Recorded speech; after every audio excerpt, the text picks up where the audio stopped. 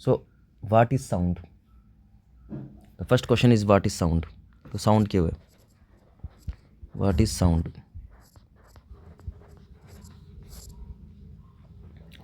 Sound क्या है? Sound is the form of energy. What is sound? तो sound is a, it is a form of energy. The first thing we have to remember that sound is a form of energy. So every day we hear sound from various sources like humans, birds, bell, machine, vehicle, television, radios, etc. तो सब जगह से हम sound सुनते हैं. ठीक है. Sound is the form of energy. What is sound? Sound is a form of energy which produce sensation of hearing in our ear. जो क्या करता है हमारे ईयर के अंदर सेंसेशन ऑफ हियरिंग फील करवाता है, जो प्रोड्यूस करता है.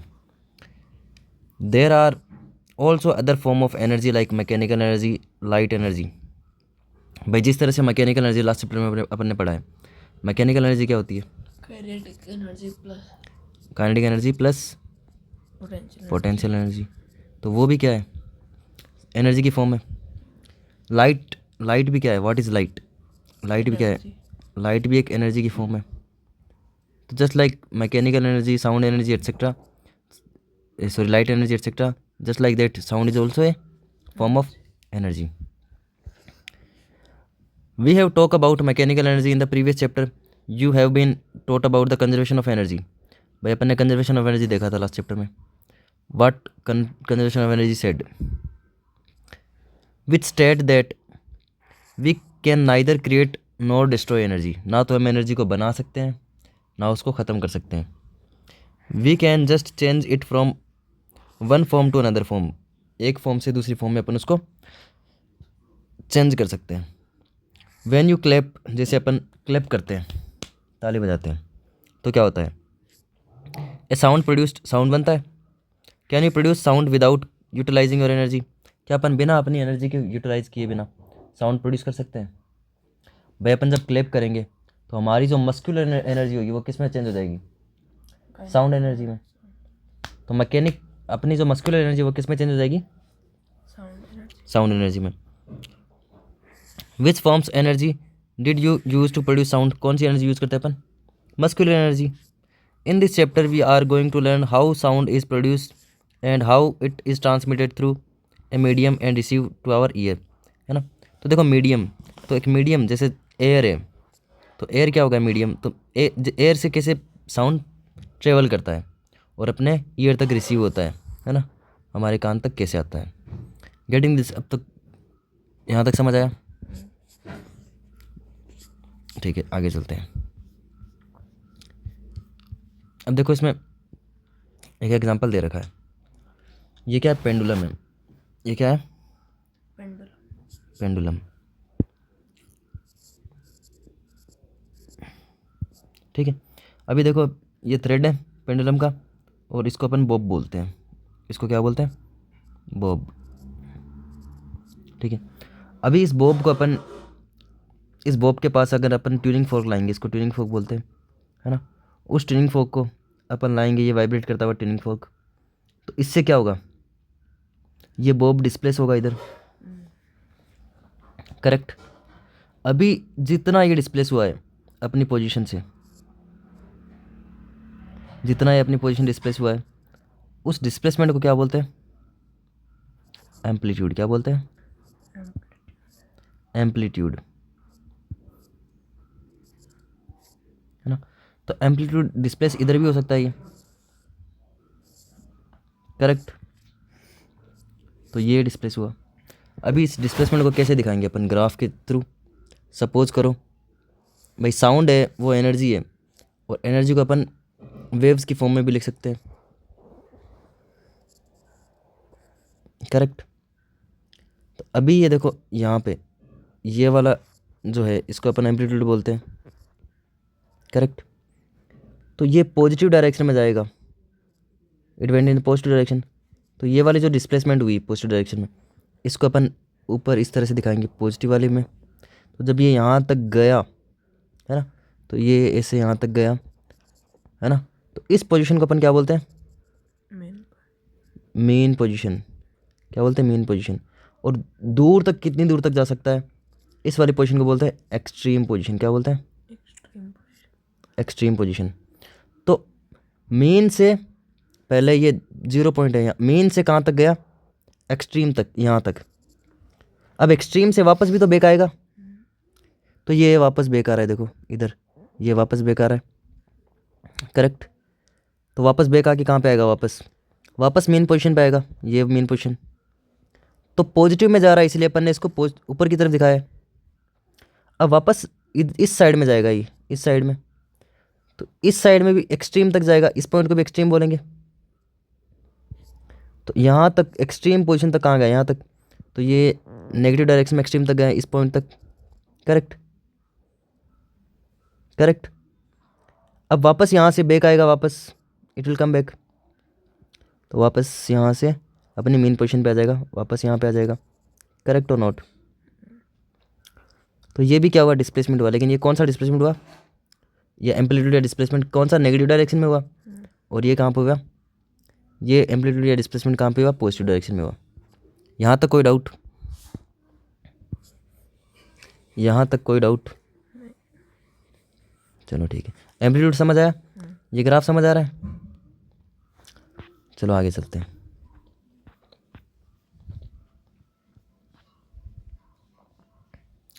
फ्रॉम द अबव एक्टिविटीज़, है ना, एक्टिविटीज़ पढ़नी है। What do you conclude? Can you produce sound without vibrating object? भाई क्या अपन साउंड को बिना वाइब्रेशन के प्रोड्यूस कर सकते हैं? क्या बिना वाइब्रेशन के साउंड प्रोड्यूस हो सकता है? नहीं हो सकता ना, क्योंकि कोई ऑब्जेक्ट वाइब्रेट करेगा तभी वो साउंड प्रोड्यूस करेगा। तो in the above activities we have produce sound by striking the tuning fork. भाई जो ट्यूनिंग फोर्क है उसको अपन स्ट्राइक करेंगे किसी ऑब्जेक्ट से, तो वो डिस्प्लेस होगा ना, फिर वापस बैक आएगा, वापस इधर जाएगा, ठीक है ना, गेटिंग दिस। तो ये डिस्प्लेस कैसे हुआ? जैसे सपोज करो यहाँ पे अपन ट्यूनिंग फोर्क बनाते हैं, ये ट्यूनिंग फोर्क हो गया, ठीक है। अभी क्या होगा? ये अपनी मेन पोजीशन पे ना, ये वाली इसकी मेन पोजीशन है सपोज करो, है ना। तो जो यहाँ पे है तो इसको ये क्या हो गई? मेन पोजीशन हो गई। अब इसको स्ट्राइक करेंगे तो ये दूर जाएगा, भाई दूर जाएगा, फिर वापस बैक आएगा, करेक्ट। तो ये जो जितना दूर जा रहा है इतना वापस आ रहा है, तो इसी को तो अपन एम्पलीट्यूड बोल रहे हैं। तो ये इतना जो डिस्टेंस इसने ट्रेवल की, ये क्या हो गया? इसका एम्पलीट्यूड हो गया, करेक्ट करेक्ट और नॉट। इसी एम्पलीट्यूड को जैसे मैंने आपको लास्ट डायग्राम में दिखाया, भाई ये अगर पॉजिटिव में गया, इस साइड में गया, तो ये वाला पॉजिटिव एम्पलीट्यूड, करेक्ट, ये वाला, और वापस बैक आएगा तो ये वापस मेन पोजीशन पे आएगा बैक। फिर ये इस साइड में भी तो जाएगा, तो ये इस तरफ एम्पलीट्यूड होगा। तो यहाँ पे एम्पलीट्यूड कहाँ हो रहा है? नेगेटिव डायरेक्शन में, फिर नेगेटिव डायरेक्शन से वापस अपनी मेन पोजीशन पे आएगा। तो जब ये एक बार एक्सट्रीम पे जाके मेन पे आता है, फिर अपोजिट डायरेक्शन में एक्सट्रीम पे जाके मेन पे आता है, तो इस एक पोजीशन को अपन क्या बोलते हैं? करेक्ट, इसको बोलते हैं वन ऑसिलेशन। क्या बोलते हैं? One oscillation. समझ आया इतना? तो ये आगे जा रहा है, पीछे आ रहा है, आगे जा रहा है, पीछे आ रहा है, तो इसको अपन साइंस की लैंग्वेज में बोलेंगे तो इसको बोलते हैं टू एंड प्रो मोशन। क्या बोलते हैं? To and fro motion. Motion कर रहा है ना ये tuning fork, to and fro motion. इसी को अपन क्या बोलते हैं? टू एंड फ्रो मोशन को अपन क्या बोलते हैं? वाइब्रेशन बोलते हैं। क्या बोलते हैं? वाइब्रेशन बोलते हैं। यहाँ तक समझ आया नहीं आया? Okay. We can also produce sound by plucking. भाई अपन क्या कर सकते हैं? प्लकिंग, स्क्रैचिंग, रबिंग, इससे भी साउंड प्रोड्यूस कर सकते हैं, है ना। किसी चीज़ को तुम रब करोगे तो साउंड आएगा ना, स्क्रैच करोगे तब भी साउंड आएगा, सेक करोगे तब भी साउंड आएगा। As per the above activities what do we do with object. ऊपर वाली एक्टिविटी में अपन ने ऑब्जेक्ट के साथ क्या किया? अपन ने ऑब्जेक्ट को वाइब्रेट करवाया, है ना। We set the object vibration and produce sound. अपन ने ऑब्जेक्ट को क्या करवाया? वाइब्रेट करवाया। तो कोई चीज़ साउंड प्रोड्यूस कैसे होता है? वाइब्रेशन से होता है। कैसे होता है? तो कोई चीज़ वाइब्रेट करेगी तो साउंड प्रोड्यूस होगा। तो वाइब्रेशन साउंड प्रोड्यूस हुआ। तो वाइब्रेशन क्या होता है? Now vibration means a kind of rapid to and fro motion, है ना, पीछे आना आगे जाना, टू एंड प्रोमोशन कर रहा है। लेकिन कौन सा to and fro motion? Rapid to and fro motion. कौन सा? Rapid to and fro motion is called vibration. तो rapid to and fro motion of an object is called vibration. The sound of the human voice is produce due to the vibration of vocal cord. भाई हम जो मैं बोल रहा हूँ वो आपको सुनाई दे रहा है, तो वो कैसे सुनाई दे रहा है? मेरे पास क्या है? वो वॉइस बॉक्स है, या इसको वोकल कॉर्ड बोलते हैं। तो ये वोकल कॉर्ड क्या कर रहा है? वाइब्रेट कर रहा है। जब वोकल कॉर्ड वाइब्रेट करेगा तो क्या होगा? कोई भी चीज़ वाइब्रेट करेगी तो क्या होगा? साउंड प्रोड्यूस होगा। तो मैं जो बोल रहा हूँ तो वो कहाँ से प्रोड्यूस हो रहा है? साउंड वोकल कॉर्ड से। When A bird flap it's wing, भाई जो बर्ड है वो अपने पंख फड़फड़ाते हैं, उससे क्या प्रोड्यूस होता है? जब वो पंख फड़फड़ाते हैं तो वो ऊपर नीचे फड़फड़ाते हैं ना, तो वो रैपिड जल्दी जल्दी फड़फड़ाते हैं ना, उससे क्या होता है? उससे वाइब्रेशन प्रोड्यूस होता है। उससे भी वाइब्रेशन से क्या होगा? साउंड होगा। तो do you hear any sound? सुनते हो? यस।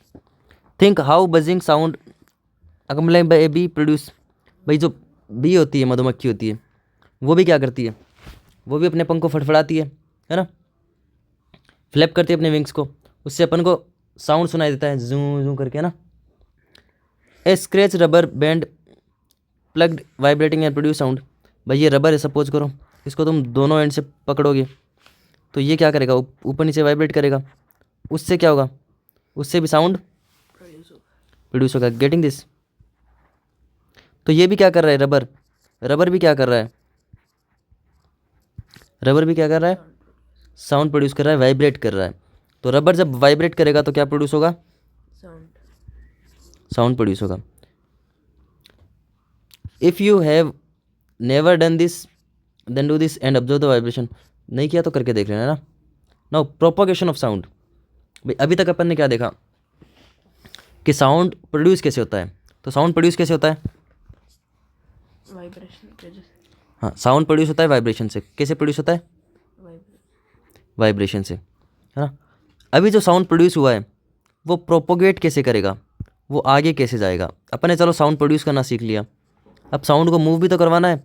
भाई मान लो इस ट्यूनिंग फोक से साउंड प्रोड्यूस हुआ तो वो हमारे ईयर तक तो आना चाहिए ना। अब ईयर तक आएगा कैसे? इस मीडियम के थ्रू आएगा ना। अब यहाँ पे मीडियम क्या है? एयर है ना। तो एयर के थ्रू ट्रेवल करेगा। उसी ट्रेवल करने को अपन क्या बोलते हैं? प्रोपोगेशन। क्या बोलते हैं? Propagation. Now sound is produce bye vibrating A object. Vibrate करने से साउंड प्रोड्यूस हुआ।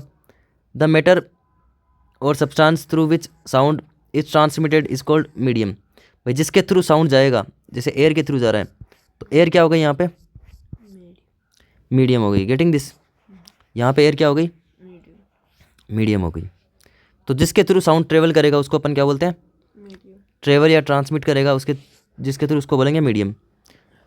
It can be solid. भाई जो मीडियम होता है वो क्या हो सकता है? मीडियम सॉलिड भी हो सकता है, करेक्ट। लिक्विड भी हो सकता है, और क्या हो सकता है? गैस भी हो सकती है, या गैसेस भी हो सकती है। तो इट मे बी लिक्विड और गैस, सॉलिड, लिक्विड और gas. Sound move through the medium from point of generation to the listener. भाई जैसे सपोज करो यहाँ ट्यूनिंग फोक ने साउंड प्रोड्यूस किया, वाइब्रेट हुआ, साउंड प्रोड्यूस हुआ। अब ये जो साउंड है वो मूव करके कहाँ तक आएगा? हमारे ईयर तक आएगा, ठीक है। तो जैसे ये मूव करेगा उसी को अपन क्या बोलते हैं? प्रोपोगेशन। उसी को अपन क्या बोलते हैं? और ये जो जिसके थ्रू मूव करेगा उसी को क्या बोलते हैं अपन? Medium, correct.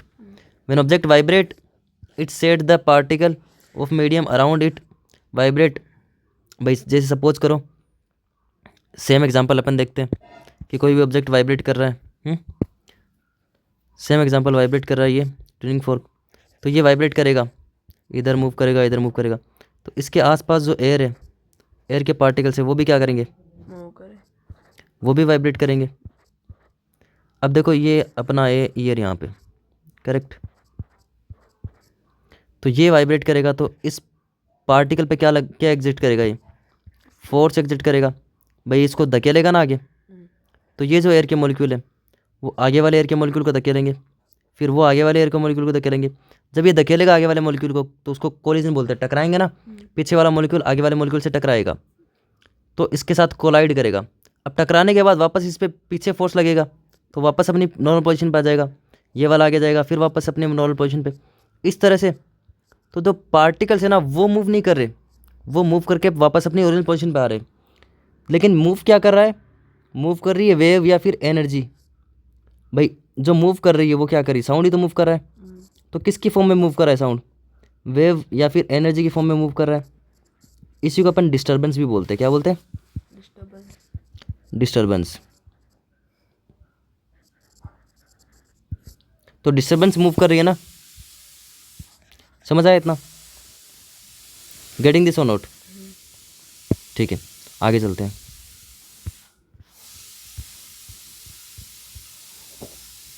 The vibrating object to the ear, the particle of the medium in contact with the vibrating object are first displace from the equilibrium position. तो पहले क्या करेंगे, अपने इक्विलिब्रियम पोजिशन से मूव करेंगे। यहाँ पे सपोज करो ये, तो एक इक्विलिब्रियम पोजिशन का मतलब ये इसकी मेन पोजिशन है जहाँ पे ये नॉर्मल था। अब इस पर साउंड आके टकराएगा तो ये आगे मूव करेगा ना, तो ये आगे मूव करके आगे वाले मॉलिक्यूल से क्या करेगा, कोलिजन करेगा, टकराएगा। टकराने के बाद इस पर एक बिग फोर्स लगेगा, वापस अपनी पोजीशन पे आएगा। अब ये आगे वाला मॉलिक्यूल है वो आगे वाले मॉलिक्यूल से टकराएगा। तो ये जो पोजीशन है इसकी पहले नॉर्मल पोजीशन है, इसकी भी ये नॉर्मल पोजीशन है। तो इस पोजीशन को क्या बोलते हैं अपन, इक्विलिब्रियम पोजीशन। क्या बोलते हैं, equilibrium position, equilibrium position. Then it exert force on the adjacent particle. तो इस पे इसने क्या एग्जर्ट किया, फोर्स एग्जर्ट किया यहाँ पे। As a result of which the adjacent particle get displace from the position of rest. तो ये पहले रेस्ट पे था, यहाँ से क्या हुआ, ये दूर तक डिस्प्लेस हो गया, फिर आगे वाले मॉलिक्यूल से टकराया, टकरा के वापस अपनी नॉर्मल पोजीशन पे आ गया। After displacing the adjacent particle the first particle come back to its original position. तो आगे वाले मॉलिक्यूल से टकरा के क्या, आगे वाले मॉलिक्यूल से टकरा के अपने वापस नॉर्मल पोजीशन पे आएगा ना, है ना। ये मॉलिक्यूल है, आगे वाले मॉलिक्यूल से जाके टकराएगा और वापस अपनी नॉर्मल पोजीशन पे आएगा, फिर ये आगे वाले मॉलिक्यूल टकराएगा, नॉर्मल पोजीशन पे आएगा। This process continues till the medium, till the sound reaches the year.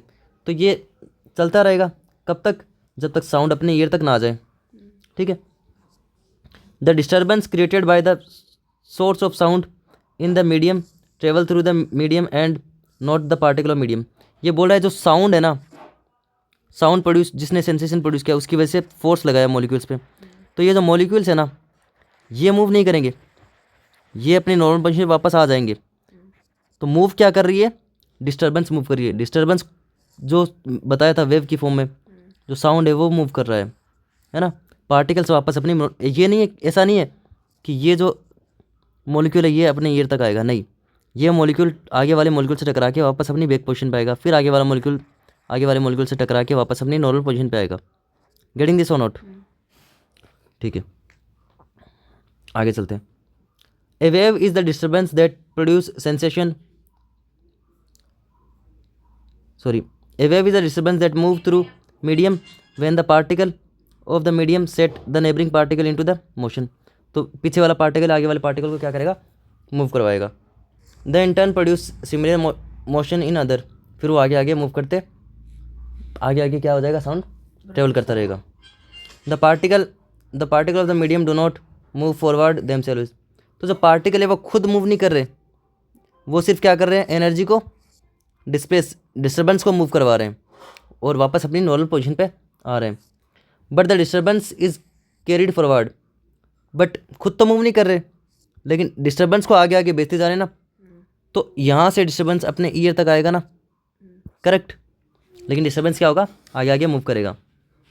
This is what happen during the propagation of sound in the medium. तो ये होता है साउंड में, साउंड जब मीडियम के थ्रू प्रोपोगेट करता है। Hence sound can be visualize as wave. तो इसी तरह, इसीलिए अपन साउंड को वेव की तरह विजुअलाइज कर सकते हैं, कर सकते हैं ना। क्यों, क्योंकि वो क्या है, डिस्टर्बेंस है, और डिस्टर्बेंस आगे क्या कर रही है, मूव करती जा रही है। Sound wave are characterize by the motion of the particle in the medium and are called the mechanical wave. अब साउंड वेव को ट्रेवल करने के लिए मीडियम की जरूरत पड़ रही है। अब जिस भी वेव को मूव करने के लिए मीडियम की जरूरत पड़ती है, उस वेव को अपन क्या बोलते हैं? Mechanical wave. Getting this? Air is the most common medium through which sound travel. तो मोस्ट कॉमन मीडियम अपन नॉर्मल लाइफ में देखते हैं वो कौन सा होता है? एयर होता है ना? ऐसा तो है नहीं कि तुम पानी में जाके साउंड सुनते हो। When vibrating object move forward it push and compress the air in front of it and creating the region of high pressure and this region is called compression. अभी देखो क्या होगा, देखो ये वाला जो पार्ट ट्यूनिंग फोर्क है ना, ये जब वाइब्रेट करेगा तो इसके जो मॉलिक्यूल है उस पर फोर्स लगाएगा। अब ये जो मॉलिक्यूल है वापस आगे जाएगा, पीछे आएगा, तो इस तरह से एक हाई प्रेशर लो प्रेशर का रीजन बन जाएगा। तो ये जो सी है यानी कंप्रेशन, ये कौन सा रीजन है? कंप्रेशन। तो यहाँ पे प्रेशर ज़्यादा है ना, इसलिए इसको हाई प्रेशर रीजन भी बोलते हैं। क्या बोलते हैं? High pressure reason. या हाई प्रेशर के साथ साथ इसको अपन हाई डेंसिटी भी बोलते हैं। क्या बोलते हैं?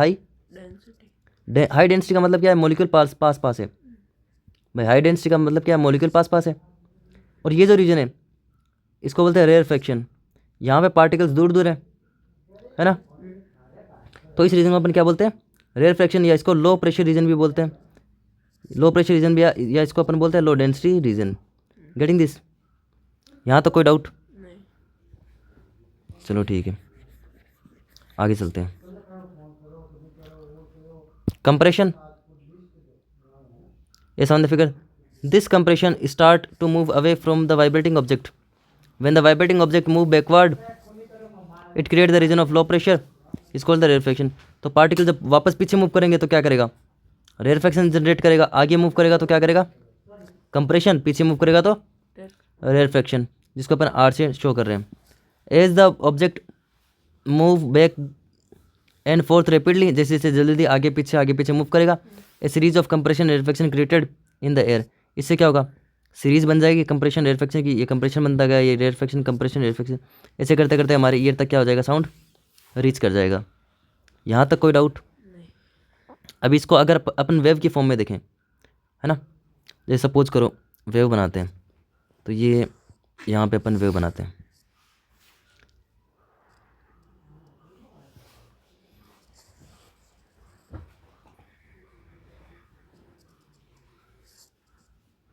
देखो यहाँ पे ये वाला रीजन किसको दिखा रहा है? कंप्रेशन को, है ना। और कितना पार्टिकल मूव किया, इसको अपन क्या बोलते हैं?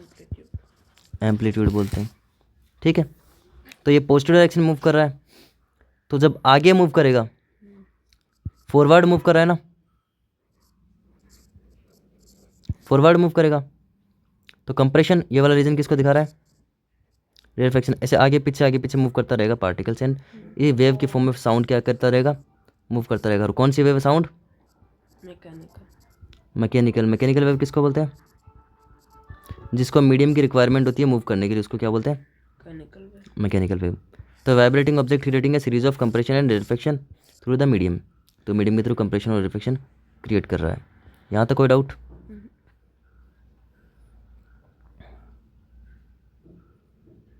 Propagation through the medium. Compression is the region of high pressure. Compression को अपन हाई प्रेशर रीजन भी बोलते हैं।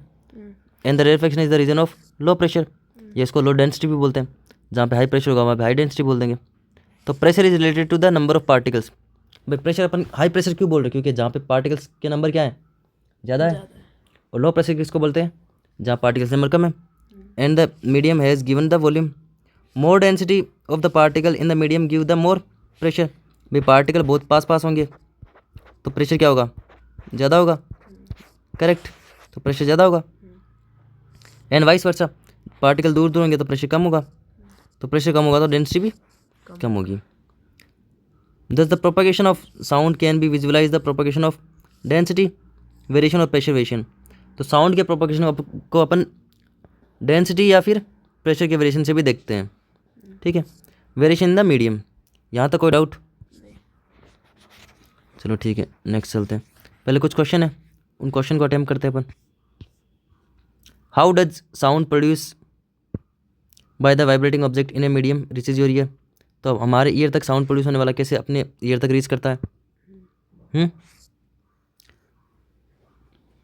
भाई ये ट्यूनिंग फोर्क तक है, तो पार्टिकल्स को कंप्रेशन रिफ्लेक्शन की फॉर्म में मूव करवाता है ना, और डिस्टर्बेंस से वो आगे मूव करती रहती है, तो वेव की फॉर्म में अपने ईयर तक रीच कर जाता है। Getting this? Question number second, explain how sound is produce by your school bell. School bell से साउंड कैसे प्रोड्यूस होगा?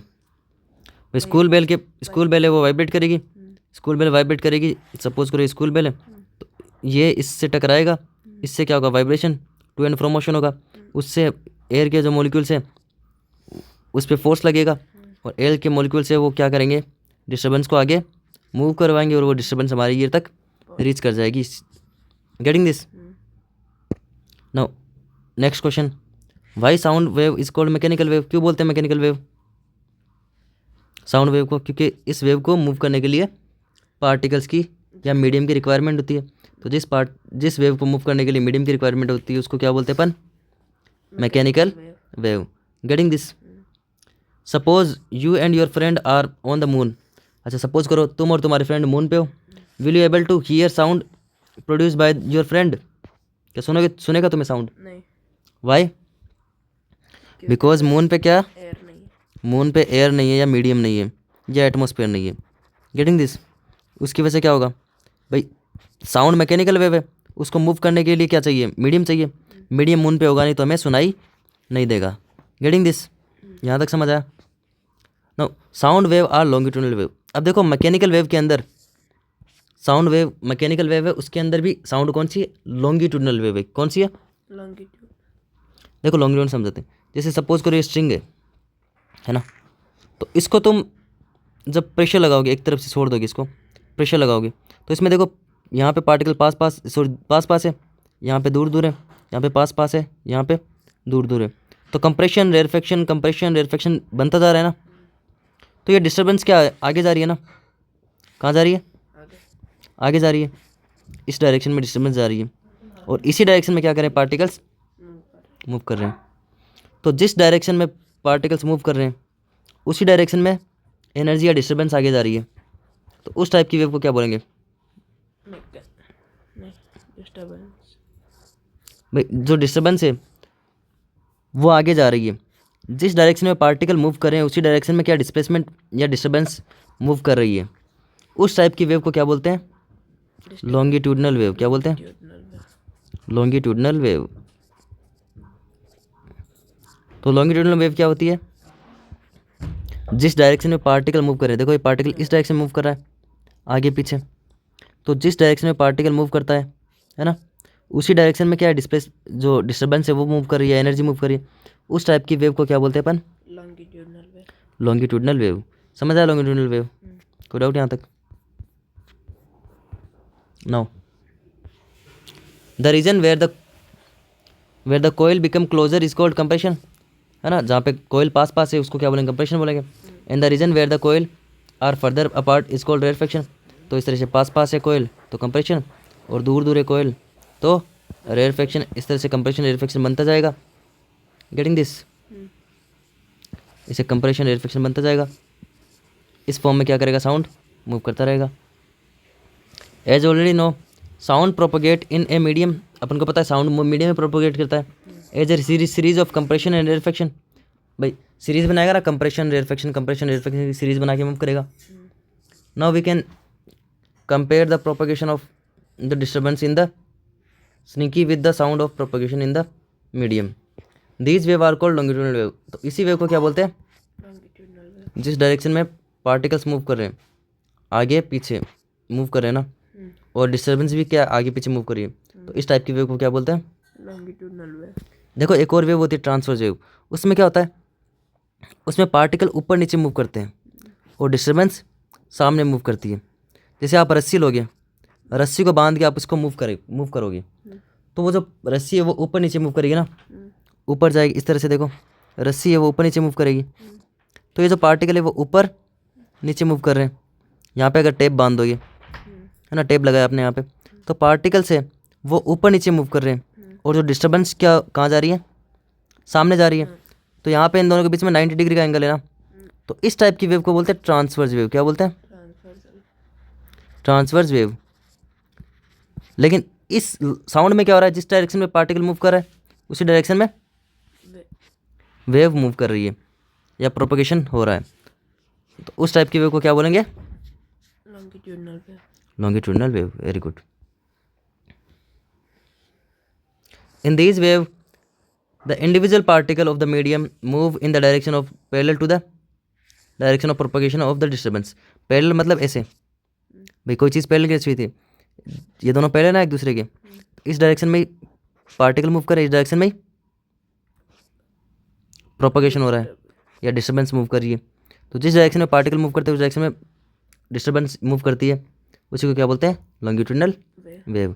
और ये कौन सी है, ऊपर नीचे मूव करेंगे और डिस्टर्बेंस ऐसे मूव करेगी, तो ये कौन सी वेव होगी, ट्रांसवर्स वेव, है ना। इसको लॉन्गिट्यूडनल बोलेंगे, इसको ट्रांसवर्स बोलेंगे। यहाँ तक कोई डाउट, ठीक है, very good. The particle do not move from one place to another place but they simply oscillate back and forth about the position of rest. तो पार्टिकल खुद मूव नहीं कर रहे ना, पार्टिकल आगे पीछे मूव कर रहे हैं।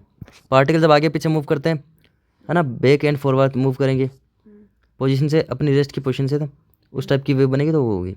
This is exactly how sound wave propagate. इसी तरह से साउंड वेव क्या करती है, मूव करती है। Hence sound wave are called the longitudinal wave. इसीलिए साउंड वेव को क्या बोलते हैं अपन, लॉन्गिट्यूडनल वेव बोलते हैं। There is also another wave type of wave called transverse wave. एक और वेव होती है, उसको क्या बोलते हैं, transverse wave. In the transverse wave particle do not oscillate along the direction of wave of propagation but oscillate up and down about their mean position and they travel as the wave travel. तो मैंने बताया आपको transfer wave में क्या होता है, particle up and down, ऊपर या नीचे मूव करते हैं, है ना। पार्टिकल ऊपर नीचे मूव करेंगे, है ना। यहाँ पे अगर मान लो रस्सी है, तो रस्सी पे आप टेप बांधोगे तो ऐसा थोड़ी टेप आगे चली जाएगी, टेप तो वहीं रहेगी ना, बस पार्टिकल्स क्या है, ऊपर नीचे मूव करेंगे और वेव है इस डायरेक्शन में मूव करेगी। तो दोनों के बीच में कितना एंगल बन रहा है, 90 डिग्री का एंगल बन रहा है ना। तो इस टाइप की वेव को क्या बोलेंगे अपन, इस टाइप के वेव को बोलेंगे ट्रांसवर्स वेव। यहाँ तक समझ आया, ठीक है, वेरी गुड। आगे चलते हैं। Thus, the transfer wave is the one in which the individual particle of the medium move about their mean position in the direction of perpendicular मतलब 90 डिग्री, perpendicular मतलब 90 डिग्री, ऐसे ऐसे पार्टिकल मूव कर रहे हैं, परपेंडिकुलर मूव कर रहे हैं पार्टिकल, और वेव ऐसे मूव कर रही है तो 90 डिग्री पे, to the direction of the propagation. और प्रोपगेशन मतलब डायरेक्शन ऑफ प्रोपगेशन, जहाँ पे ये मूव कर रही है वेव, उसी को क्या बोलते हैं, डायरेक्शन ऑफ प्रोपगेशन। और पार्टिकल क्या हो रहे हैं, ऊपर नीचे मूव कर रहे हैं। When we drop pebble in the pond, the wave you see on water wave are the example of transverse wave. भैया आप पत्थर मारोगे पानी के अंदर, है ना। सपोज करो आपने पानी में पत्थर डाला, तो जो पानी की वेव ऐसे बनेगी ना, ऊपर नीचे मूव करेगी ना ऐसे। तो जब आप पानी में पत्थर मारोगे तो क्या होगा, साउंड जो वेव बनेगी वो कौन सी वेव होती है, ट्रांसवर्स वेव। कौन सी वेव होती है, ट्रांसवर्स वेव। यहाँ तो कोई doubt, is an example of transverse wave. Transverse wave समझ आई। Light is the transverse wave but for light is a transfer wave but for light the oscillation are not in the medium particle और their pressure और density. तो light भी क्या है, light भी क्या है, ट्रांसफर वेव। लाइट क्या है, लाइट क्या है अपनी, ट्रांसफर वेव है।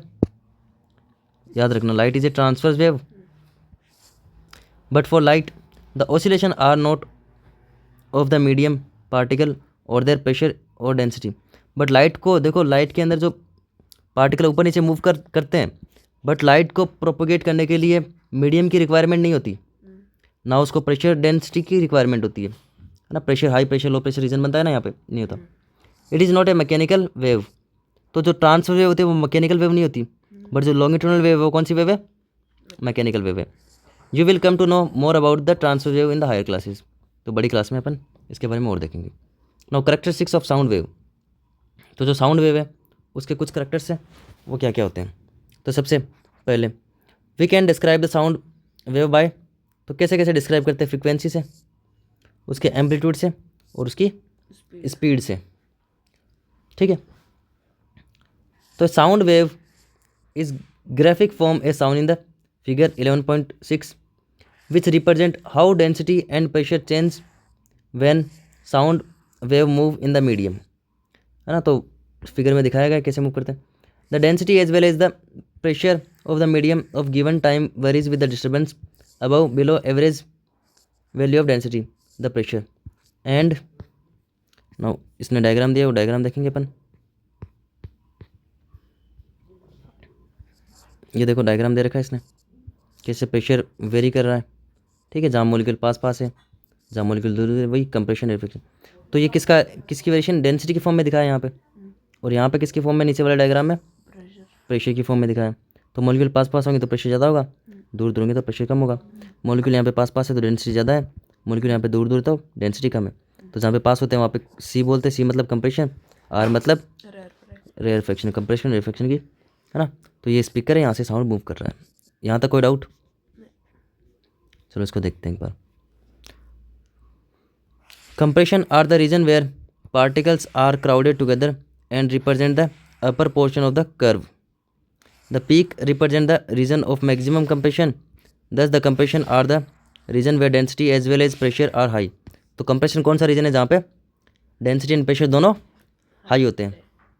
Rarefaction is the region of low pressure where the particle are spread apart and represent the valley that is lower pressure curve as a peak called the crust and the valley is called trough, है ना। तो इसने ये बता रखा है कि जहाँ पे कंप्रेशन ज़्यादा है, डेंसिटी ज़्यादा है, ये डेंसिटी और डेंसिटी प्रेशर और ये डिस्टेंस के बीच में ग्राफ बनाया गया है ना।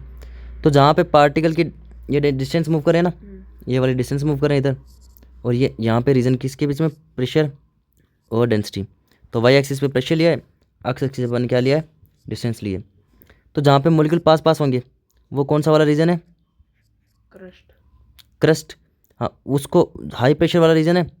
तो इसके अपर रीजन को अपन क्या बोलते हैं, क्रस्ट बोलते हैं, और जो वैली लोअर रीजन है इसको क्या बोलते हैं, ट्रफ बोलते हैं। समझ में आया, इसको क्रस्ट बोलते हैं, इसको ट्रफ बोलते हैं। तो ये वाला रीजन क्या हो गया, क्रस्ट हो गया ऊपर वाला रीजन, और नीचे वाला रीजन क्या होगा, और एवरेज डेंसिटी या प्रेशर हो गया। अभी दो क्रस्ट, ये भी क्रस्ट है और ये भी क्रस्ट है, करेक्ट। दो क्रस्ट के बीच की डिस्टेंस को क्या बोलते हैं अपन, वेवलेंथ। या फिर अपन दो ट्रफ की रीजन डिस्टेंस को भी बोल सकते हैं। ये दो ट्रफ है, इसकी बीच की डिस्टेंस वो भी क्या होगी, वेवलेंथ होगी। तो लेमडा मतलब वेवलेंथ। तो दो क्रस्ट या दो ट्रफ के बीच की जो डिस्टेंस है उसको क्या बोलते हैं अपन, वेवलेंथ बोलते हैं। यहाँ तो कोई डाउट? ठीक है, आगे चलते हैं। The distance between two consecutive compression or two consecutive rarefaction is called the wavelength. तो दो कॉन्जिक्यूटिव कंप्रेशन या रेयरफेक्शन की डिस्टेंस को क्या बोलते हैं अपन, वेवलेंथ बोलते हैं। यहाँ तो कोई डाउट? ठीक है ना। ये जो डिस्टेंस है इसको क्या बोल रहे हैं अपन, वेवलेंथ बोल रहे हैं। ऐसा on the figure the wavelength is the usually represent the lambda. तो ये जो वेवलेंथ को अपन लेमडा से रिप्रेजेंट करते हैं, ये ग्रीक लेटर है जिसको लेमडा बोलते हैं। तो इसकी ऐसा यूनिट क्या होती है, मीटर। भाई जो वेवलेंथ होती है वो एक डिस्टेंस ही तो है, और डिस्टेंस को हमेशा किस में लिखते हैं, मीटर में। तो जो वेवलेंथ है उसकी यूनिट क्या हो जाएगी, ऐसा यूनिट क्या हो जाएगी, मीटर। उसको अपन मीटर में लिखेंगे। वो कुछ नहीं है, बस डिस्टेंस ही है। क्या है ना। इस साइंटिस्ट के बारे में आप पढ़ लेना, हर्ट्ज के बारे में। इसने अपन को यूनिट दी है साउंड की। तो Hertz was born in 22 February 1857 Hamburg Germany and educated at the university of Berlin. तो बर्लिन में पढ़ा इसने, बर्लिन नाम सुना है, बर्लिन, है ना। He confirm J C Maxwell electromagnetic theory by his experiment. तो मैक्सवेल ने ना थ्योरी दी थी इलेक्ट्रोमैग्नेटिज्म की, तो उसको भी कन्फर्म किसने किया था, हर्ट्ज ने किया था। He laid the foundation for future development of radio telephone, है ना, टेलीग्राफ। तो इसने इसमें भी हेल्प की, रेडियो की डिस्कवरी में, टेलीफोन, टेलीग्राफ, इवन टेलीविज़न की। He also discover the photo electric effect. इसने फोटो इलेक्ट्रिक इफेक्ट को भी डिस्कवर किया था।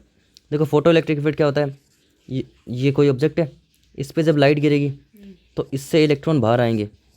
इसी इफेक्ट को क्या बोलते हैं अपन? Photoelectric effect. तो फोटो इलेक्ट्रिक क्या होगा? जब इलेक्ट्रॉन का इजेक्शन होगा, जब उस पर लाइट स्ट्राइक करेगी, उसी को अपन बोलेंगे photo electric effect, which was later explain by the Einstein. तो फिर लेटर आइंस्टाइन ने इसको प्रॉपरली एक्सप्लेन किया था। The SI unit of frequency was name after Hertz on his honour. तो अपन जो फ्रीक्वेंसी है, क्या है? फ्रीक्वेंसी। तो फ्रीक्वेंसी की जो यूनिट, ऐसा यूनिट होती है, वो क्या होती है? हर्ट्ज। इनके नाम पे ही रखी गई है। Getting this? हर्ट्ज होती है। नो फ्रीक्वेंसी, फ्रीक्वेंसी पे चलते हैं। Frequency tells us how frequently an event occur, है ना। फ्रीक्वेंसी क्या बता रही है कि जो इवेंट, जो मोशन है, वो कैसे हो रहा है फ्रीक्वेंटली, मतलब कितनी जल्दी हो रहा है। Suppose you are beating a drum, जैसे अपन ड्रम को बीट करते हैं। How many times you beating the drum per unit time is called the frequency of your beating drum. अपन 1 सेकंड में ड्रम को कितनी बार पीटते हैं, है ना, बीट करते हैं, पीटते हैं, वही अपनी क्या हो जाएगी? फ्रीक्वेंसी। यूनिट टाइम मतलब 1 सेकंड में, क्योंकि टाइम की जो ऐसा यूनिट होती है वो क्या होती है? सेकंड होती है। We know that when sound is propagating through a medium, the density of medium oscillates between the maximum value and minimum value. The change in density from maximum value to the minimum value, then again to the maximum value to the value make one complete oscillation, है ना। देखो यहाँ से suppose करो, चलो यहाँ से देखते हैं, यहाँ से तुम कन्फ्यूज नहीं होगी। यहाँ से अपन ने वेव है वो मूव कर, यहाँ पे ये एम्पलीट्यूड बनेगा, कंप्रेशन हो गया, ये वैली वाला रीजन रेयरफेक्शन हो गया। तो ये जो कंप्लीट है, एक वेव जो कंप्लीट है ये वाली, है ना, इसको एक वेव बोलेंगे, या इसको एक ऑसिलेशन बोलते हैं। क्या बोलते हैं इसको? एक ऑसिलेशन। तो एक ऑसिलेशन 1 सेकंड में कितनी बार हो रहा है? ऑसिलेशन पर यूनिट टाइम क्या होता है? ऑसिलेशन पर यूनिट टाइम। पर unit time is called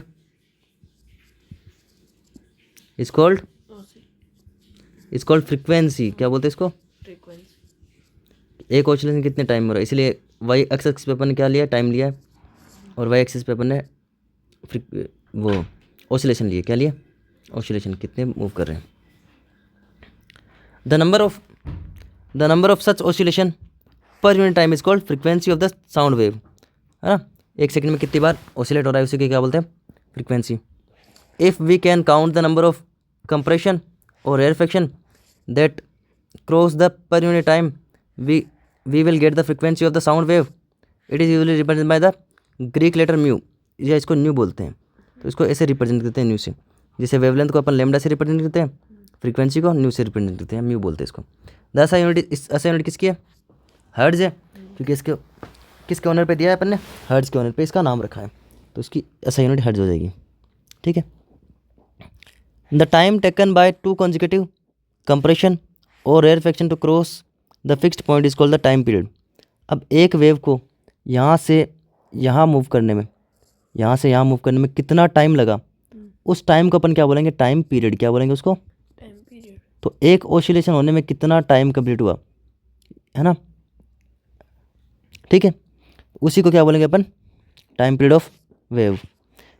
in other words we can say that time taken for one complete oscillation is called the time period of the sound. तो एक complete oscillation complete करने के लिए जो time लगा है उसको क्या बोलेंगे अपन? Time period. It represent by the symbol capital T, इसको अपन कैपिटल टी से लिखते हैं। The SI unit is second, तो टाइम की ऐसा यूनिट क्या होती है? सेकंड ही होती है। Frequency and time period are related as follows. तो दोनों में रिलेशन होता है। ये म्यू क्या है? फ्रीक्वेंसी है, ये क्या है? फ्रीक्वेंसी है। तो आपको सपोज करो एक कंप्लीट ऑसिलेशन करने में आपको 2 सेकंड लगते हैं। कितने लगते हैं? 2। तो ये दो क्या हो गया? टाइम पीरियड हो गया। तो इसको आप रेसिप्रोकल कर दोगे भाई, टाइम पीरियड को 1/t लिख दोगे, तो अपन को क्या मिल जाएगी? फ्रीक्वेंसी। तो इस पीरियड में फ्रीक्वेंसी कितनी होगी? 1/2 हो जाएगी। करेक्ट। तो reciprocal of frequency is called time period. समझ आया इतना? यहाँ तक कोई डाउट? तो फ्रीक्वेंसी और टाइम पीरियड ये दोनों क्या होते हैं? एक दूसरे के रेसिप्रोकल होते हैं। Now a violin and flute may both be played at the same time in a orchestra. वे दोनों को अपन करते हैं, फ्लूट को और वायलिन को। Both sound travel through the same medium, दोनों साउंड कैसे मूव कर रहे हैं, एक ही मीडियम से मूव कर रहे हैं, that is air and arrive at the same time. तो मान लो मैं वायलिन बजा रहा हूँ और साथ में तुम फ्लूट बजा रहे हो, तो दोनों एयर में बज रहे हैं ना, तो हमारे कानों तक रीच करेंगे। Both sound travel at the same speed irrespective of the source, तो दोनों साउंड क्या सेम स्पीड से मूव करें सपोज करो, but the sound we receive are different. But वह फ्लूट है उसकी आवाज़ आपको डिफरेंट सुनाई देगी और वायलिन की डिफरेंट। डिफरेंट सुनाई देगी। This is due to the difference characteristics associated with the sound. तो ये क्यों होता है, क्योंकि साउंड की अलग अलग प्रॉपर्टीज़ होती है, उसको क्या बोलते हैं अपन, pitch is one of the characteristics. तो अब जो डिफरेंट डिफरेंट अपन को साउंड सुनाई दे रहा है, तो वो जो साउंड अलग अलग क्यों सुनाई दे रहा है, उसकी उसका करेक्टरिस्टिक्स कौन डिसाइड करता है, उसकी पिच डिसाइड करती है। कौन डिसाइड करता है, pitch. How the brain interpret the frequency of an emitted sound called the pitch. तो जो अपना ब्रेन है वो जो फ्रिक्वेंसी उसको इंटरप्रेट कैसे करता है, पहचानता कैसे है ना। तो how the brain interpret frequency of an emitted sound, तो हमारा ब्रेन उसको कैसे पहचानता है, उसी को फ्रिक्वेंसी को, उसी को क्या बोलते हैं अपन, पिच बोलते हैं। हाई पिच, लो पिच, जो गर्ल्स होती है उसकी हाई पिच होती है, बॉयज़ की लो पिच होती है, तो that is called pitch. The faster the vibration of the sound the higher the frequency and the higher the pitch. अब भाई जितनी फास्ट साउंड ट्रेवल करेगा उतनी ज़्यादा क्या होगी, साउंड की पिच होगी, और जितनी ज़्यादा पिच होगी उतनी ज़्यादा क्या होगी, सॉरी जितनी ज़्यादा फ्रिक्वेंसी होगी उतनी ज़्यादा क्या होगी, पिच होगी। तो पिच किस पर डिपेंड करती है, pitch is directly proportional to frequency. मतलब फ्रिक्वेंसी बढ़ेगी तो पिच भी बढ़ेगी, है ना। समझ आया इतना, ठीक है। नेक्स्ट चलते हैं। Thus a high pitch sound correspond to more number of compression and rarefaction passing a fixed point per unit time. तो हाई पिच का मतलब क्या है कि कंप्रेशन और रेयरफेक्शन भी ज़्यादा है ना, तो ज़्यादा कंप्रेशन रेयरफेक्शन बनेंगे। सपोज करो कि यहाँ पे एक कंप्रेशन बन गया, सपोज करो यहाँ पे एक कंप्रेशन बन गया, चलो मैं बना के दिखा देता हूँ। ये सपोज करो यहाँ पे देखते हैं अपन, इस तरह से बना रहा हूँ मैं ना कंप्रेशन को, पास पास लाइन कंप्रेशन, दूर दूर लाइन रेयरफेक्शन, पास पास लाइन कंप्रेशन, दूर दूर लाइन रेयरफेक्शन, है ना। तो यहाँ पे दो कंप्रेशन रेयरफेक्शन बने, तो फ्रिक्वेंसी 2 हो जाएगी। अब मान लो 3 बन गए, सपोज करो 3 कंप्रेशन बन गए, तो 3 कंप्रेशन में फ्रिक्वेंसी क्या हो जाएगी, 3 कंप्रेशन रेयरफेक्शन में फ्रिक्वेंसी ज़्यादा हो जाएगी, करेक्ट। तो इतने डिस्टेंस के अंदर भाई, इतने डिस्टेंस के अंदर मान लो 2 कंप्रेशन 2 रेयरफेक्शन बन रहे, और इतने डिस्टेंस के अंदर मान लो 5 कंप्रेशन का 5 रेयरफेक्शन बन रहे। तो जो 5 कंप्रेशन 5 रेयरफेक्शन बन रहे हैं, तो उसमें फ्रिक्वेंसी क्या होगी, ज़्यादा होगी। उसमें क्या होगी फ्रिक्वेंसी, नाउ इतने डिस्टेंस के अंदर 2 अगर कंप्रेशन रेयरफेक्शन बनेंगे तो फ्रिक्वेंसी 2 हो जाएगी, और इतने डिस्टेंस के अंदर क्या होगा, 5 कंप्रेशन रेयरफेक्शन बनेंगे तो फ्रिक्वेंसी कितनी हो जाएगी, 5 हो जाएगी। तो जितनी ज़्यादा, अब बताओ कौन से केस के अंदर पिच ज़्यादा होगी, ये फर्स्ट केस है, ये सेकंड केस है। सेकंड केस में पिच भी क्या होगी, ज़्यादा होगी। क्यों, क्योंकि फ्रिक्वेंसी ज़्यादा है तो पिच भी ज़्यादा होगी। यहाँ तक कोई डाउट, ठीक है। अब यहाँ पे चलते हैं। Object of different size and condition vibrate at the different frequency and produce the sound of different pitch. तो जो अलग अलग साइज होगी ऑब्जेक्ट की, है ना, फ्रिक्वेंसी किस पे डिपेंड करती है, साइज पे डिपेंड करती है। फ्रिक्वेंसी किस पे डिपेंड करती है, तो अलग अलग साइज होगी, है ना, ऑब्जेक्ट की साइज़ पे डिपेंड करेगी। अलग अलग साइज़ होगी, या अलग अलग इंस्ट्रूमेंट होगा, तो उसकी पिच भी क्या होगी, डिफरेंट होगी, है ना, डिफरेंट होगी, है ना। तो साउंड और किस पे, इंस्ट्रूमेंट पे डिपेंड करता है। तो object of different size and condition vibrate at different frequency to produce sound of different pitch. The magnitude of maximum disturbance in the medium on either side of the mean value is called the amplitude, है ना। तो magnitude कितना है ना, magnitude of maximum disturbance, तो disturbance का magnitude कितना है वो उसका क्या बताता है, एम्पलीट्यूड, है ना। मैग्नीट्यूड मतलब ये वाली ये वाली जो लेंथ होगी, है ना, मतलब यहाँ से ये जो ट्यूनिंग फोर्क है अगर वो यहाँ तक गया या फिर वो यहाँ तक, ये ट्यूनिंग फोर्क है वो यहाँ तक गया, तो इसमें मैग्नीट्यूड कम है, इसमें मैग्नीट्यूड ज़्यादा है। तो ज़्यादा मैग्नीट्यूड होगा तो उसको अपन इस तरह से ऊपर ऊपर बनाएंगे, कम होगा तो थोड़ा नीचे बनाएंगे। तो ये मैग्नीट्यूड का मतलब नंबर होता है। जैसे मैंने बोला 5 मीटर, तो ये 5 क्या है, मैग्नीट्यूड है, क्या है, मैग्नीट्यूड। मैग्नीट्यूड है। और जो मीटर है ये क्या है, यूनिट है ना। तो जितना ज़्यादा मैग्नीट्यूड, जितना ज़्यादा नंबर होगा, सपोज करो यहाँ पे 5 है और सेकंड, फर्स्ट केस में 5 है यहाँ पे और सेकंड केस में यहाँ पे 10 है, तो मैग्नीट्यूड ज़्यादा हो गया ना। तो यानी सेकंड वाले केस की क्या हो जाएगी, 10 वाले की एम्पलीट्यूड ज़्यादा हो जाएगा। करेक्ट, गेटिंग दिस और नॉट। ठीक है, आगे चलते हैं। Of the wave it is usually represent by the letter A. तो अपन एम्पलीट्यूड को किससे लिखते हैं, लेटर ए। है ना। तो ये एम्पलीट्यूड होगा और इससे इसको अपन किससे लिखेंगे, ए से लिखेंगे। ठीक है, अब देखो देखो जैसे इतनी डिस्टेंस के अंदर, है ना, इतनी डिस्टेंस के अंदर कितनी फ्रिक्वेंसी है, 2। देखो 2 नहीं है, देखो फ्रिक्वेंसी मैं बताता हूँ कैसे पता करते हैं। 2 है, सही है, करेक्ट। यहाँ से स्टार्ट हुआ, यहाँ से लेके यहाँ तक गया, है ना, तो यहाँ पे क्या हो गई, एक फ्रिक्वेंसी कंप्लीट हो गई, है ना, क्योंकि जहाँ से स्टार्ट हुआ है वहीं पे फ्रिक्वेंसी कंप्लीट होगी। यहाँ से स्टार्ट किया है तो यहाँ पे कंप्लीट हो गया, तो ये क्या होगी, एक ऑसिलेशन हो गया, है ना। ये मेन पोजीशन से एक्सट्रीम पोजीशन यहाँ पे, ठीक है। अब यहाँ से स्टार्ट करके वापस यहाँ पे गया, 2 होगी, है ना, इस तरह से। अब इसमें देखो इतने टाइम के अंदर, है ना, इतने ही टाइम के अंदर, सॉरी, है ना, इतने ही टाइम के अंदर कितनी फ्रिक्वेंसी है, 2। 2 है ना। तो मान लो 1 सेकंड के अंदर अपन यहाँ पे कितनी फ्रिक्वेंसी बन रही है, ये ऑसिलेशन हो रहा है, 2 ऑसिलेशन हो रहे हैं। इतने ही टाइम के अंदर यहाँ पे कितने हो रहे हैं, सपोज करो यहाँ से ग्राफ स्टार्ट हो तो यहाँ पे 1 2 3 4 5 6 7 और 8, इतने टाइम के अंदर, है ना, 2 ही सेकंड के अंदर सपोज करो टाइम मान लो यहाँ पे अपन 5 सेकंड मान लेते हैं, यहाँ पे भी 5 सेकंड मान लेते हैं। तो 5 सेकंड के अंदर यहाँ पे तो 2 हुए हैं और यहाँ पे कितने हुए, 8 हुए। तो फ्रिक्वेंसी किसकी ज़्यादा होगी, 8 की, क्योंकि 5 ही सेकंड में ये 8 बार वाइब्रेट कर रहा है, ये 2 बार वाइब्रेट कर रहा है। तो फ्रिक्वेंसी किसकी ज़्यादा होगी, 8 की। तो उतने टाइम के अंदर, है ना, मैंने पिछली बार डिस्टेंस बोल दिया था, डिस्टेंस जितने ही टाइम के अंदर, जितने टाइम के अंदर ऑब्जेक्ट जितनी ज़्यादा बार वाइब्रेट करेगा या ऑसिलेट करेगा उसकी फ्रिक्वेंसी क्या होगी, उतनी ही ज़्यादा होगी। Correct, got it. For sound it the unit will be density and pressure. Now the loudness and softness of sound is determined by basically amplitude. अब पिच तो अपन ने पता कर लिया, पिच किस पे डिपेंड कर रही है, पिच किस पे डिपेंड कर रही है, फ्रीक्वेंसी से। करेक्ट। अब जो साउंड की जो लाउडनेस है या सॉफ्टनेस है वो किस पे डिपेंड करेगा, उसके एम्पलीट्यूड पे। तो जो लाउडनेस होता है is directly proportional to amplitude का स्क्वायर। क्या होता है, एम्पलीट्यूड का स्क्वायर।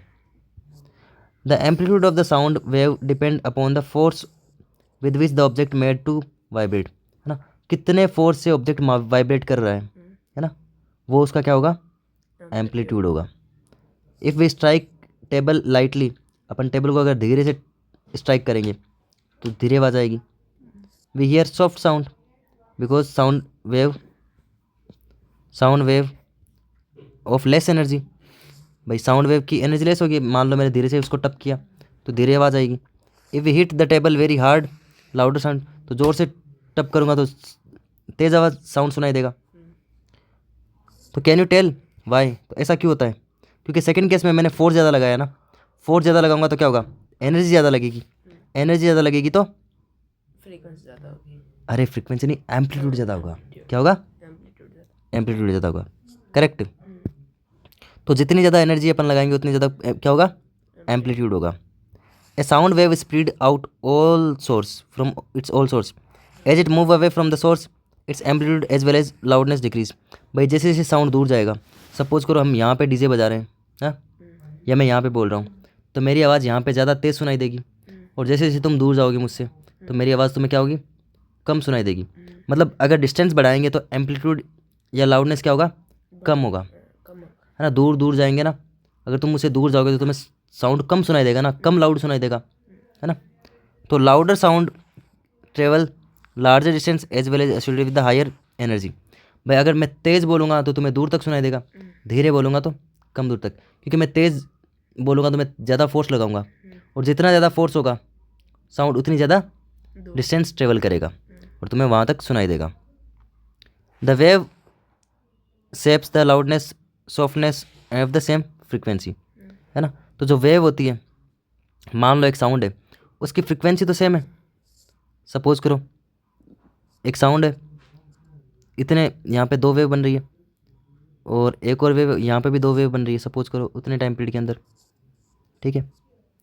लेकिन यहाँ पे क्या एम्पलीट्यूड कम है और यहाँ पे क्या एम्पलीट्यूड ज़्यादा है, तो लाउडर सुना साउंड कौन सा होगा, सेकंड वाला। है ना। सेकंड केस में ज़्यादा होगा ना लाउडर साउंड, इस केस में ज़्यादा होगा क्योंकि यहाँ पे क्या एम्पलीट्यूड ज़्यादा है। फ्रिक्वेंसी भले ही सेम है दोनों की, है ना, फ्रिक्वेंसी भले ही सेम है लेकिन एम्पलीट्यूड दोनों का डिफरेंट डिफरेंट है, करेक्ट। द क्वालिटी और timber of sound that is characteristics which enable the distinguish one sound from the another and have the same pitch and loudness. तो जो क्वालिटी होती है ना यार, जिसको टिम्बर भी बोलते हैं, तो वो सेम, अगर साउंड सेम पिच का है, सेम लाउडनेस का है, तो उसकी क्वालिटी कैसी होगी उसको भी अपन डिस्टिंग्विश कर सकते हैं, ठीक है। The loudness the sound which is more pleasant is said to be rich quality. भाई जो अपन को ज़्यादा अच्छा लगेगा, प्लीजेंट मतलब अच्छा लगना, है ना। भाई हमें हमारे कानों को भाएगा ऐसा साउंड जो हमारे कानों को अच्छा लगता है, उसको प्लीजेंट साउंड बोलेंगे। तो उसकी क्वालिटी क्या होगी साउंड की, है ना, हाई क्वालिटी होगी, रिच क्वालिटी होगी। A sound of single frequency is called a tune, है ना। मान लो कोई साउंड है, उसकी फ्रिक्वेंसी क्या है, एक ही है ना। तो यहाँ पे फ्रिक्वेंसी क्या है, 1 है, 1 हर्ट्ज है। तो ऐसा साउंड जिसकी फ्रिक्वेंसी सिंगल फ्रिक्वेंसी थी, 1 हर्ट्ज है, उसको अपन क्या बोलेंगे, टोन बोलेंगे, या ट्यून बोलते हैं, टोन बोलते हैं, इसको क्या बोलते हैं, ट्यून भी बोलते हैं, टोन भी बोलते हैं। The sound which is produce due to the mixture of several frequencies are called not and pleasant to be listen, है ना। तो ऐसा sound, the sound which produce due to mixture of several frequencies, ऐसा sound जिसके अंदर बहुत सारी frequency होती है, कॉल्ड नॉट, उसको क्या बोलते हैं, not, and is pleasant to listen, और वो हमें क्या है, अच्छा लगता है सुनने में। जैसे गाने सुनते हैं तो उसमें बहुत सारी वॉइस आती है ना, बहुत सारी फ्रिक्वेंसी होती है ना, उसमें बेस होता है, उसमें साउंड होता है डिफरेंट डिफरेंट, डिचिक डिचिक डू जैसे, है ना। तो अपन को सुनाई देता है। नॉइज इज अनप्लीजेंट साउंड, पर जो नॉइज है ना, चिल्लाते वगैरह करते हैं, तो वो क्या होता है, अनप्लीजेंट, जो वो हमें अच्छा नहीं लगता। भाई हाई लेवल एकदम ही बढ़ा दें तो अच्छा नहीं लगेगा। Music is pleasant to hear, क्यों, क्योंकि म्यूजिक की क्या होती है, क्वालिटी रिच होती है। अच्छा क्वेश्चन करते हैं, which wave property determine loudness and pitch. तो लाउडनेस और पिच को कौन सी प्रॉपर्टी डिटरमाइन करती है, तो लाउडनेस को कौन डिटरमाइन करता है, लाउडनेस एम्पलीट्यूड। भाई लाउडनेस है वो एम्पलीट्यूड के स्क्वायर के डायरेक्टली प्रोपोर्शनल है, तो लाउडनेस को कौन डिटरमाइन करेगा, एम्पलीट्यूड, और पिच को कौन डिटरमाइन करेगा, फ्रीक्वेंसी। फर्स्ट क्वेश्चन समझ आया। Now second question, guess which sound has higher pitch, guitar और कार हॉर्न, गिटार, है ना। गिटार की पिच क्या होगी, हाई होगी, क्योंकि वो 1 सेकंड में ज़्यादा बार वाइब्रेट करेगा, ज़्यादा बार वाइब्रेट करेगा तो उसकी पिच भी हाई होगी। और कान का हॉर्न है वो लाउड है ना, तो कार का हॉर्न लाउड है तो उसका एम्पलीट्यूड क्या होगा, ज़्यादा होगा। तो कार के हॉर्न का एम्पलीट्यूड ज़्यादा होगा, बट गिटार है उसकी फ्रिक्वेंसी ज़्यादा होगा, ठीक है। Now the credit goes to the NCERT, okay. Next part यहाँ से स्टार्ट करेंगे और फिर कुछ क्वेश्चन सॉल्व करेंगे, okay. Thank you, like and share, subscribe.